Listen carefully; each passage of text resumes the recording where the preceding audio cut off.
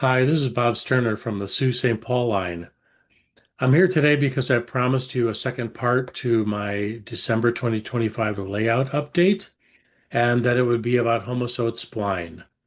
So I've put a little presentation together to show you what I've learned in the last few months about doing Homasote Spline, and I'm calling this presentation Easing into Homasote Spline. Easement, get it? Homasote spline is hardly a new topic in model railroading. It's been around for decades, but I'm guessing there are a lot of people out there who, like I was a few months ago, were aware of it but hadn't tried it themselves. And so what I've done here is I've collected a bunch of slides. We'll do this slideshow style that shows you what I've learned about doing Homasote spline. Bottom line, I'm glad I know how to do this. I'm not a complete convert. I'll tell you some of the pros and cons as we go. This relates to what I've done over the past several months, where I built the benchwork and the roadbed for the lower level of my 30 by 30 HO layout.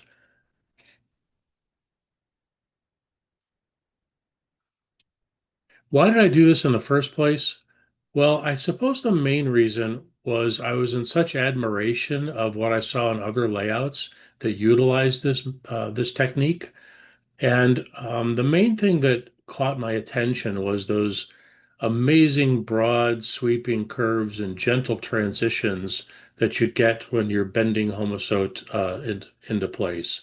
I guess the same would be true for other kinds of spline, but I'm more familiar with homosote than other kinds of spline.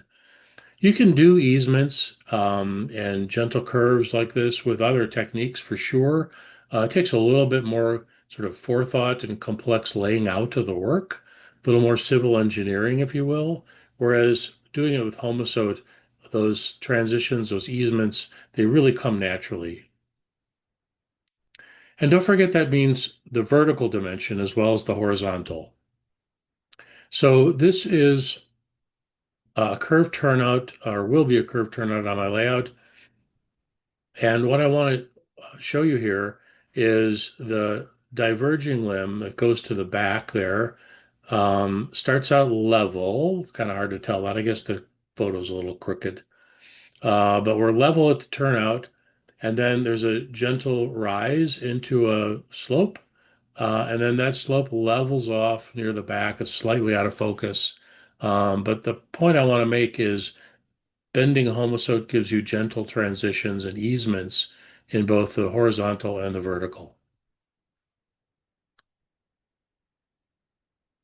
Another advantage to homosote spline is that because you're building the roadbed profile right out of the roadbed and sub-roadbed, you don't need to apply a second material like a cork roadbed on the top. You basically get your slope shoulders right from the homosote roadbed itself. Furthermore, that narrow roadbed that you make is, for me, very desirable because I'm very big on below grade scenery. So even if it's just drainage ditches in an otherwise relatively flat scene, I think that little bit of below grade scenery is really important. And certainly in hilly or for sure mountainous areas, you need a lot of below grade scenery. And again, you can do that with other techniques. But with Homasote, it just naturally falls into place. I'll also point out, haven't seen this discussed in the railroad literature. May not be important to everybody, but Homasote is made of recycled fiber. The Homasote company says it's 98% recycled fiber. That makes it eco-friendly. And so really, instead of chopping up a bunch of fresh plywood, probably wastefully because of a lot of curvy offcuts, you're being a little more environmentally conscious and using materials from the waste stream that as exists already. Homasote, of course, is famous for its spike holding properties. That's one of the main reasons model railroaders turn to it, is just a lovely way that it grabs onto spikes. And that's important to me because I use a lot of kit built turnouts and pieces of trackage where I want to use spikes to hold things in place. Finally, embarking on a new layout like I am, that's kind of the time when you're maybe a little more adventurous and looking for something new. And I certainly was too. So I wanted to try Homosote Spline out just because I hadn't done it before. I wanted to see what it was like and add another tool to my arsenal. The Railroad Magazine Index lists 23 articles about Homasote spline. The earliest ones are from the mid 1990s with Jeff Otto's Mesabi Northern Railroad. He reported back then he had been running his railroad for 10 years, built from Homasote spline at that point, and using 2-inch Homasote spline, like I did here and like many people have done, that those spline pieces held up without sagging, even between supports that are 24 inches apart. So you can get long-term stability. We'll talk a little bit about humidity and the issues it causes later, but long-term stability with somewhat reduced need for the benchwork underneath. You need more supports for other methods that I'm aware of. To do this, you start like with anything. You start by building your benchwork. For Homasote spline, that might be an open grid that you're laying the spline directly on, or it could be risers coming out of some other kind of benchwork piece. Anytime you have grades, you're probably talking about risers. And a nice thing you can do with this is work with the Homasote spline roadbed right in place, move things around using just clamps until you have the vertical and the horizontal just how you want it, and then screw it all into place. I made mostly 2-inch strips, but I also made some 1.5-inch strips in a place where I was doing some sharper curves. And then from those regular rectangular strips, you run those back through your table saw with a bevel cut. I used a 30-degree cut, and that's what produces your pieces for your shoulders. Assembling the Homasote spline on the layout is, in my mind, by far the most fun part of this whole process. You're staring at open benchwork, you're staring at a bunch of lumber, which you carefully put into place, and you start carrying strips of Homasote to it, uh, laying them into place, bending them where you want them to go, and your right away kind of materializes right in front of your eyes. That's a lot of fun. Mine were held together only with drywall screws of different lengths, depending on what was needed. I think there are people out there who are also using adhesive, but the way I understand it, you don't need to use any adhesive. The drywall screws are enough.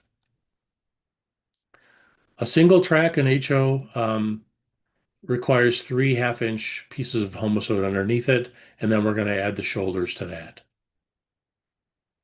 Double track, like this one, uses 2 of those 3 strip units spaced with another half-inch piece of Homasote between them. And this is showing how you can use a slightly narrower strip of Homasote between the 2 main lines, which will provide a place for the ballast to fall into a little bit to create a little bit of a ballast divot between the 2 main lines. This shows how I ended up doing almost all of my curves. I found it best to use a wooden form and work with that. I happen to have these hardwood arcs left over from my Helix project, and they were just right for what I wanted to do. And the advantage to bending the Homasote onto some kind of a form with a lot of clamps is twofold. One is it's a little gentler on the Homasote. You can ease it into position more easily than you can freeform, eliminating the danger of snapping it when it's getting down to where you want it to go. And also, you just get the nice consistent curve through the middle of the curve. Of course, easements are going to be a slightly broader radius, but the middle part of the curve becomes a really nice controlled radius curve. And then the bottom photo here also shows one of the, I guess, drawbacks, it's minor, but one of the drawbacks of the Homasote technique is it wants to bend kind of no matter what.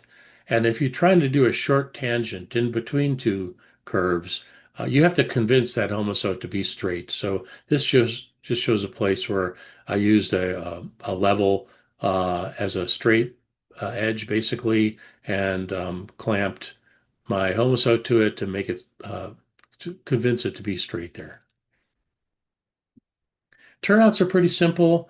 I recommend starting with the straight or the straighter of the 2 legs and then bring your plies of your diverging limb to that one at a time, and using either a real turnout that you're going to have in place or some kind of a mock-up of the turnout so that you can get your homosote right underneath it where you want it to be.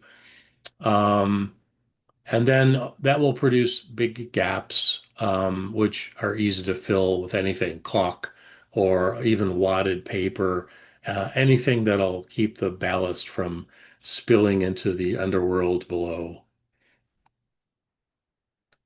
And again, this is just to illustrate, after all that work, placing the homosote, screwing it all together, putting the shoulders on, getting it just where you want it, that's the time to fix it into place. And I think what a lot of people do is uh, insert drywall screws down from the top, maybe at an angle to the side of the Homasote spline and then into the top of the benchwork. I'm stealing the idea that Phil Keppers came up with, which is to use Craig pocket screws up from beneath. And this shows those. I drilled extra holes just to allow for the possibility that I'd move the Homasote around as I went here.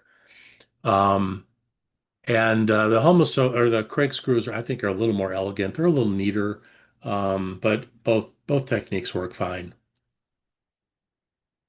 One of the points that I haven't seen emphasized enough, maybe it's just, I've missed something, but in reading what's available on the internet or in print on Homasote Spline, the importance of being sure you have a flat and level upper surface needs to be emphasized. So it's very easy when putting ply next to ply to have that upper surface not quite line up the way it should. Furthermore, there's enough give in the Homasote that when you're attaching it to the benchwork, you might get a little rocking of the Homasote from the action of the drywall screws, or in curves, there's some tendency to sort of ramp a little bit in curves. You want things to be level and you want them to be flat, otherwise the trains will rock a lot more than you want them to. I found the plane tool at the bottom of this image here, um, a kind of rasping plane tool to take care of the minor issues. I used an orbital sander where a little more material had to come off. And then finally, I had the one spot, which is shown on the left here. This is actually the curved turnout I've already shown you with the grades. It came out way far away from where I wanted it to be, but I just put some drywall mud on top of it and sanded it and leveled it out, and that seemed to be fine. But there is some work involved in going from the Homasote spline on the benchwork and being ready for the track. You can lie ply next to ply next to ply as far as you want. You can get broad horizontal stretches that way. I'm electing to use the more traditional Homasote on top of plywood sandwich flat pieces in my bigger yard areas, like you see on the right here. I did use ply in a short stretch, which was basically a double-ended siding, essentially like a small yard. And I decided to try out the just build Homasote plies until you stop method here. And that seemed to work fine too. I'll talk in a minute about the importance of humidity control, but because Homasote is very subject to changes in humidity. I'm sealing all the surfaces of my Homasote spline with this primer, this PVA primer, which is formulated to seal absorbent surfaces. And that sounds like just a ticket. Okay, some of the issues. Nothing's perfect. One of them, which is infamous, is the mess that cutting Homasote makes. This is the product of I don't know, maybe an hour, hour and a half of work on the table saw, and you see the little mountain of Homasote below. Cutting Homasote produces an infamously prodigious amount of fuzz. But I learned from posts on my Facebook group, thank you, those who did it, you can collect this fuzz and mix it with plaster of Paris and have your very own DIY sculpt-a-mold. And I use a lot of sculpt-a-mold, so I'm excited to learn this. I have saved a box of Homasote fuzz, which I'll be turning into ground cover at some point. when I get to that part of the layout. So whether the mess that Homasote makes is a feature or a bug, to me, depends on whether you see that fuzz as a resource or as a waste. Another issue is in the bending. My transition era layout has mainline curves at 30-inch radius in visible track. I go down to about 28 inches in a couple of hidden track spots.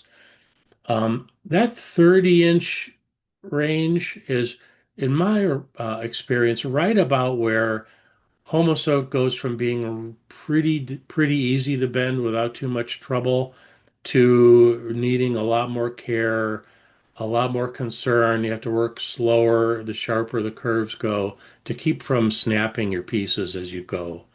So where I did a 24-inch radius, this piece you're looking at here, I actually built this off of the layout because it was a little more convenient that way. So essentially built a little sub assembly of roadbed and then carried it over to the layout once it was done and installed it there. Those 24-inch radius curves did take noticeably more effort to make neatly than the broader radius ones did. So the sharper the radius, the more difficult this technique can be.